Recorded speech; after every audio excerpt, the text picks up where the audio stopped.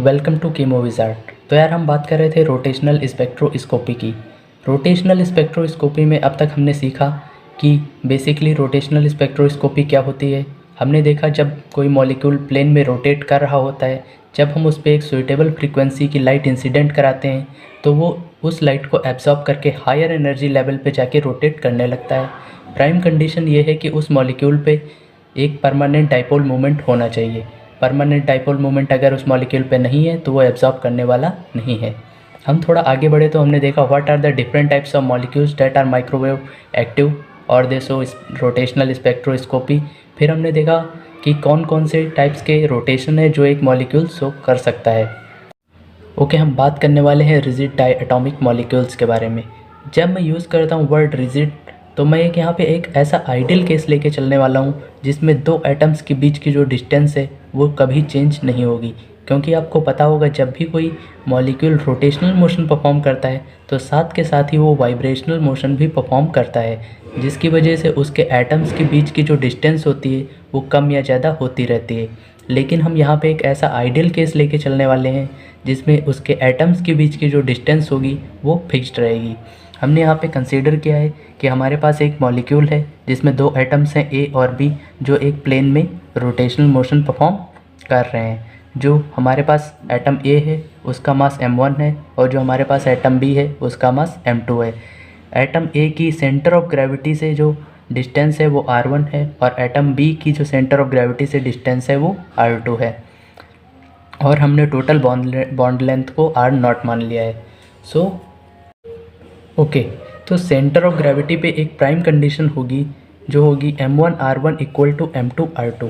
अब मैं अगर बात करूँ आपसे मोमेंट ऑफ इनर्शिया की इस मॉलिक्यूल की तो आपको पता होगा कि I इक्वल टू होगा m1 r1 square plus m2 r2 square. तो हमें इस मॉलिक्यूल का मोमेंट ऑफ इनर्शिया निकालना है।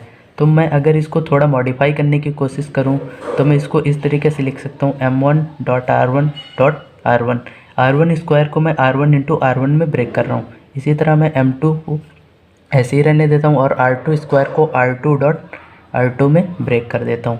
अब मैं अगर आपसे कहूँ m1 r1 की जगह मैं m2 r2 भी तो सब रख सकता हूँ, क्योंकि ये दोनों इक्वल हैं इसलिए मैं इसको सब्सटीट्यूट कर सकता हूँ यहाँ पे। तो मैं यहाँ पे इसकी जगह m2 r2 रख देता हूँ, r1 मेरा ऐसे ही रहा। और यहाँ पर भी मैं m2 ऐसे ही m2 r2 की जगह मैं यहाँ पे m1 r1 सब्सटीट्यूट कर देता हूँ और r2 ऐसे ही रखता हूँ। अगर यहाँ पे मैं देखूँ तो मेरे पास r2 r1 दोनों में, इसलिए मैं इसे यहाँ से कॉमन ले सकता हूँ। तो मैं यहाँ से r1 और r2 कॉमन ले लेता हूँ, मेरे पास बच गया है m1 प्लस m2। ये मेरी मोमेंट ऑफ इनर्शिया की जो है इक्वेशन आई है। अगर मुझे अब यहाँ पे r1 और r2 की वैल्यू कहीं से मिल जाए तो मेरे पास मोमेंट ऑफ इनर्शिया की फाइनल इक्वेशन आ जाएगी। तो हम चलिए ट्राई करते हैं कि हम अपनी r1 और r2 की वैल्यू निकाल सकें। ओके, अब हम ट्राई करते हैं कि हम r1 की वैल्यू यहाँ से कैलकुलेट कैसे करेंगे। हमें पता है कि सेंटर ऑफ ग्रेविटी भी क्या होगा, m1 r1 इक्वल टू होगा हमारे पास m2 r2 के।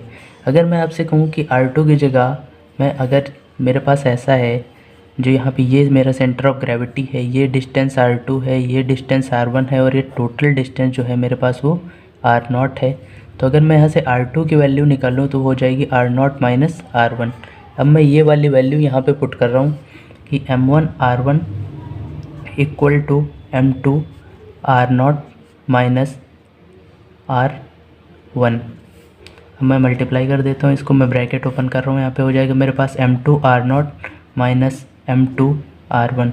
इसको इधर ले जाते हैं तो मेरे पास हो जाएगा m1 r1 plus m2 r1 equal to m2 r0। यहाँ से मैं r1 कॉमन ले सकता हूँ तो मेरे पास हो जाएगा r1 m1 plus m2 equal to m2 r0। यहाँ से मेरे पास r1 की वैल्यू जो होगी वो आ जाएगी m2 r0 upon m1 plus m2। ये मेरे पास r1 की वैल्यू आ गई। अब हमें ट्राई करना है कि हम r2 की वैल्यू ऐसे ही निकाल सकें जिसे हम इस वाली इक्वेशन में पुट करके फाइनल मोमेंट ऑफ इनर्शिया जो हमारे मॉलिक्यूल का है उसको हम निकाल सकें। ओके, तो हम फिर से वही prime condition centre of gravity की लेके चल रहे हैं जिसमें हमारे पास m1 r1 equal to m2 r2 है। यहाँ पे हम देख रहे हैं कि हमारे पास जो सेंटर ऑफ ग्रेविटी से मॉलिक्यूल ए का डिस्टेंस है वो r1 है, और सेंटर ऑफ ग्रेविटी से वो एटम बी का जो डिस्टेंस है वो r2 है, और ओवरऑल बॉन्ड लेंथ जो है हमारे पास r0 है। तो अगर मैं यहाँ से r1 की वैल्यू निकालूँ तो वो मेरे पास हो जाएगी r0 माइनस r2।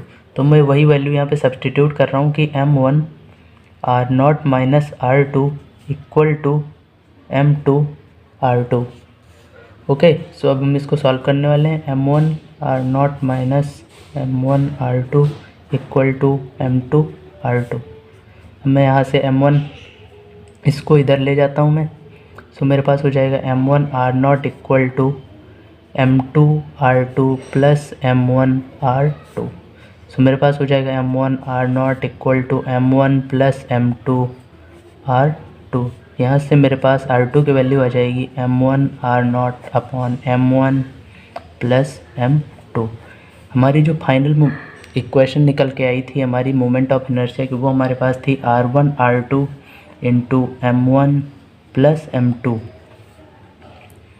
सो इसमें हम पुट कर रहे हैं r1 और r2 की वैल्यू। जो हमारे पास r1 की वैल्यू आई थी वो थी हमारे पास m2 r0 upon m1 plus m2, और जो हमारे पास r2 की वैल्यू आई है वो है हमारे पास m1 r0 upon m1 plus m2, और हमारे पास था इधर m1 प्लस m2।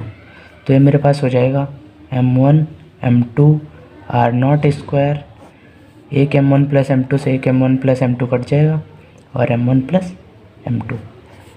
सो मेरे पास ओवरऑल जो निकल के आएगा वो हो जाएगा m1 m2 upon m1 plus m2 into r0 square.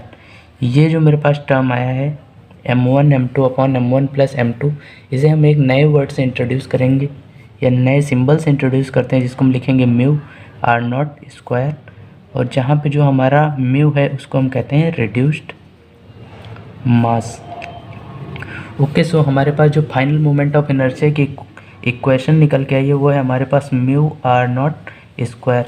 जब भी कोई diatomic molecule rotational motion perform कर रहा होगा तो उसकी जो फाइनल मोमेंट ऑफ इनर्शिया की जो इक्वेशन होगी वो होगी I equal to mu r0 square के। सो इसका यूज कहाँ है? इसका यूज हम आगे करेंगे जब हम एनर्जी निकालेंगे जो रिजिड मोटर है या रिजिड डायटोमिक मॉलिक्यूल जो रोटेशनल मोशन परफॉर्म कर रहा है। Okay, thank you.